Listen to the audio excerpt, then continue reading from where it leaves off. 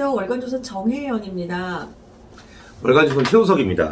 이제 경제 위기를 또 이야기할 건데요. 야, 경제는 맨날 위기냐 뭐 이러실 수 있어요. 하지만 맨날 위기입니다. 제가 정치부에서 그 취재를 하면서 경제가 위기가 아니었던 적은 없었던 것 같아요. 한 번도. 근데 요즘에도 이제 경제가 위기인 분위기죠. 막 환율도 엄청 올라가고 그거에 대해서 한번 얘기를 나눠보도록 하겠습니다. 예. 경제 위기 정말 삼성도 사장단 회의에서 맨날 위기다 그러고 그렇기 때문에 우리가 어떻게 보면 위기라는 것을 너무 당연스럽게 받아들이는 경향도 있고 좀 익숙해진 것도 있는데 네. 지금 상황은 정말 안 좋아 보입니다. 왜냐면 코로나라는 정말 전대미문의 네. 글로벌 재앙을 겪으면서 어떻게 버텨오고 이제 긴 터널의 끝에 있는데 그동안 이제 전 세계 국가들이 돈을 많이 풀어놨잖아요. 네. 저기 코로나 때 도저히 버틸 수 없으니까 그러니까 물가를 치솟았죠. 네. 시중에 돈이 많으면 물가가 치솟을 수밖에 없습니다. 그래서 물가를 이제 잡겠다고 금리를 올렸죠. 금리를 올리면 이제 은행이나 뭐 어디든 투자를 하거나 이제 할 것이다.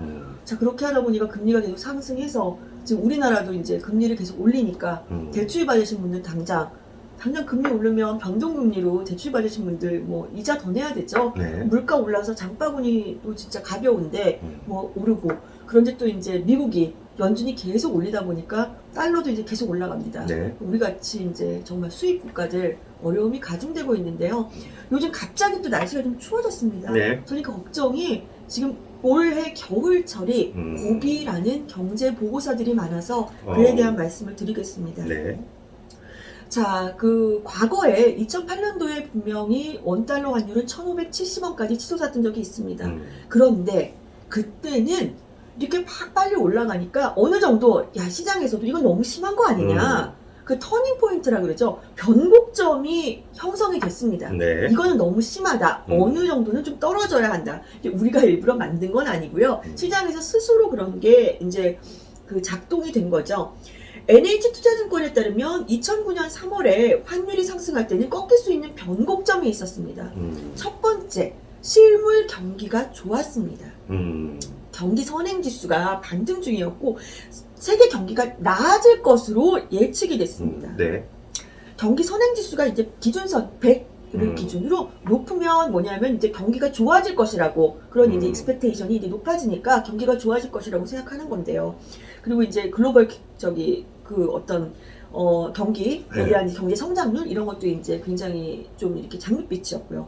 지금 현재 같은 경우는 2009년 3월과 달리 최소한 연말까지는 추가로 경기 하락이 예상됩니다. 그러니까 경기 선행 예전에는 좋아질 만한 그런 게 있었는데 있었는데 지금 그런 게 없다는 거 아니에요? 없습니다. 네. 경기 선행지수가 100 이하, 기준선 100 이하로 하회 중이고요. 또 이제 러시아발 전쟁 불확실성이 여전합니다. 따라서 갑자기 이렇게 오른 환율이 갑자기 변곡점을 형성해서 떨어질 가능성이 낮다는 겁니다. 두 번째는 우리나라 수출 상황이 좋지 않습니다. 네. 2009년 당시 중국의 실질적 GDP 성장률은 9.4%였습니다. 네. 그러니까 그냥 한 해에 거의 10%씩 성장하는 거예요. 네. 그리고 우리나라는 대중국 수출 규모가 넓으니까 같이 우리도 어떻게 보면은 중국의 경제 성장에 맞춰서 GDP에 맞춰서 우리도 같이 성장한다고 볼 수 있었어요. 근데 중국이 막 펌프질을 했죠. 대규모 경기 부양에 나서고 투자 사이클이 원활해지면서 한국도 수출이 개선되고 덕을 봤습니다. 그런데 현재로서는 중국이 정체되고 있습니다. 중국은 여전히 제로 코로나 정책을 고수하고 있고요. 따라서 내수가 부진하고 당연히 뭐 수입 안 하겠죠. 위축될 가능성이 있습니다. 따라서 우리나라의 대중 수출은 앞으로도 마이너스 증가율을 기록할 수밖에 없다는 겁니다. 그러니까 쉽게 말해서 2009년도 때 수출의 최대치를 찍었기 때문에 떨어질 일밖에 없는데 하필이면 또 이런 위기 같은 게 겹쳐서 떨어진 폭이 더 크다. 네. 그렇죠? 이제 반등할 가능성이 별로 없다. 모멘텀이 없다라는 겁니다. 실제로 이제 우리나라가요. 관세청에 따르면 무역 수지 적자 쉽게 말해서 우리가 수입을 더 많이 했다는 소리입니다. 네. 그러니까 무역 수출보다요. 우리가 지금 7개월 연속 무역수지 적자를 하고 있는데요. 7개월 연속 무역수지 적자는 1997년 외환위기 이후에 25년 만에 처음입니다. 그러니까 무역수지 적자를 기록하더라도 한두 달 적자를 기록하다 보면은 우리가 다시 이제 흑자로 돌아서거나 네, 흑자로 돌아서고 이런 일이 반복이 됐었는데 지금 1월부터 10월까지 10월이 아직 끝나지 않았습니다만 10월 1일에서 10일까지도 지금 적자 아마 별 이변이 없는 한 적자입니다. 이건 굉장히 심각한 시그널입니다. 우리가 진짜 수출이 안 된다는 소리죠. 네, 그렇죠. 7개월 연속 적자. 아니 근데 왜 이렇게 적자가 나오는 겁니까? 지금 그러니까 수출을 네. 막고 있는 거잖아요. 네, 그렇죠. 막고 있는 거고 뭐 코로나나 그런 것 때문입니까? 아니면 그런 것도 있고 이제 자국 보호주기도 있고 지금 반도체 지금 사이클이 네. 그러니까 반도체는 업다운을 거듭하는데 지금이 다운텀이어서 네. 지금 반도체 수출이 잘 안 됩니다. 아. 그렇기 때문에 이제 반도체는 경기를 받는 거거든요. 예를 들어서 이게 뭐 누가 잘한다고 되는 게 아니라 컴퓨터를 만약에 예를 들어보죠. 컴퓨터 교체 기간이라는 게 있잖아요. 그렇죠, 그렇죠. 어느 정도 쓰면 교체를 해야 되죠. 휴대폰도 마찬가지죠. 근데 이게 모두 다 뭐 이렇게 적정하게 하면 되지만 이 교체 시기가 가장 겹칠 때 모두가 다 안 하고 교체를 하지 않고 또는 모두가 교체할 때 이런 업다운이 존재하는 사이클이다 보니까 지금은 다운텀에 있어서 반도체 수출이 좋지가 않습니다. 따라서 고환율이면 수출 기업은 혜택을 보지 않겠냐? 왜냐면 똑같은 물건 파는데 돈을 1,100원에 받는 게 아니라 1,400원을 받아요. 그럼 네. 300원만큼 마진 높지 않아? 이렇게 얘기하실 수 있고 또 일부에서 수출로 뭐 일본의 고환율로 뭐 수혜를 보는 업종 이렇게 막 하는데요. 지금은 저도 수혜를 보는 업종이 일부 있다고 생각하지만 지금 그거는 좀 요원한 얘기 같습니다. 전체적인 무역 수지 자체가 적자이기 때문에 일부에서 뭐 좀 고환율 덕을 본다 그래도 그렇게 그런 걸 얘기할 상황은 아닌 것 같고요.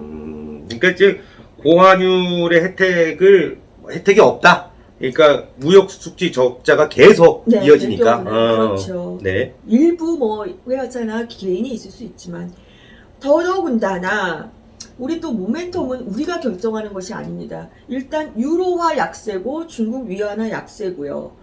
유로 경기가 전체적으로 침체될 가능성, 또 러시아가 천연가스 공급 중단 등으로 이제 될 경우 이제 유로화 약세가 계속 어쩔 수가 없겠죠. 그러니까 우리가 뭐 러시아한테 전쟁을 그만하라고 물론 계속 촉구할 수는 있지만 러시아가 우리 말을 듣는 것도 아니고 우리가 유럽 경기에 어떻게 관여할 수 있는 것도 아니고 지금 상황이 좋지 않다라는 거죠. 제일 문제는 이제 겨울입니다. 사실 올겨울 얼마나 추울지 모르겠어요. 그런데 이제 겨울이 되면 우리는 이제 에너지가 많이 필요하죠. 그렇죠. 아무래도 난방을 해야 되고 우리는 이제 에너지를 이제 전량 수입을 해야 되는 국가이기 때문에 그런데 이제 뭐 천연가스, 석유 등 이제 또 산유국들이 이제 증산에 대해서 뭐 별로 회의적이니까 그렇죠. 이제 우리로서는 이제 겨울을 어떻게 나느냐도 정말 이제 추운 겨울이 더더군다나 한전 같은 경우 적자 폭 엄청 늘었죠.